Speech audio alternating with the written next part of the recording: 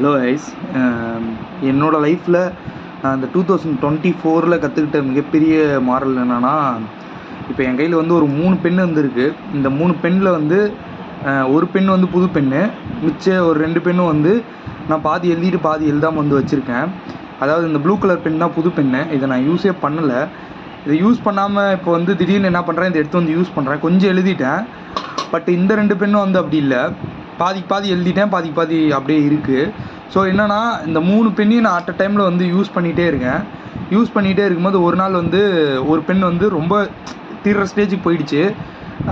திடீர்னு நான் எங்கேயோ வெளியே போகும்போது, அர்ஜென்ட்டாக பேங்க் எங்கேயோ போகும்போது அந்த தீர போகிற பென்னை வந்து எடுத்துகிட்டு போயிட்டேன். ஸோ இப்போ என்ன தெரியுதுன்னா, எனக்கு வந்து இந்த பென் வந்து தீரப்போகுது அப்படின்னு தெரியாமல் எடுத்துகிட்டு போயிட்டு அங்கே போய் அவஸ்தைப்படுறேன். ஸோ அந்த மாதிரி தான் லைஃப்லேயும் நம்ம ஒரு விஷயம், எந்த விஷயம் பண்ணாலும் சரி, இந்த ஒரு பென்னில் எழுதுறேன் அப்படின்னா அந்த ஒரு பென்னை மொத்தமாக எழுதி காலி பண்ணிடணும். அதுக்கப்புறம் தான் அடுத்த பென்னுக்கே போகணும். ஸோ அந்த மாதிரி தான் நீங்கள் லைஃப்பில் ஒரு விஷயம் பண்ணுறீங்கன்னா, அது வந்து உங்களுக்கு வரல அப்படின்னாலும் அதை கரெக்டாக பண்ணி அதை கம்ப்ளீட் பண்ணுங்கள். அப்போ தான் அடுத்த ஸ்டெப்புக்கு வந்து போக முடியும். இல்லைனா வந்து இந்த மாதிரி அரைகுறையாக எல்லாத்துலேயும் வந்து கம்ப்ளீட் ஆகி அப்படியே லைஃப் வந்து நின்றுட்டுருக்கோம். இதுதான் நான் கற்றுக்கிட்ட மிகப்பெரிய மாறல்.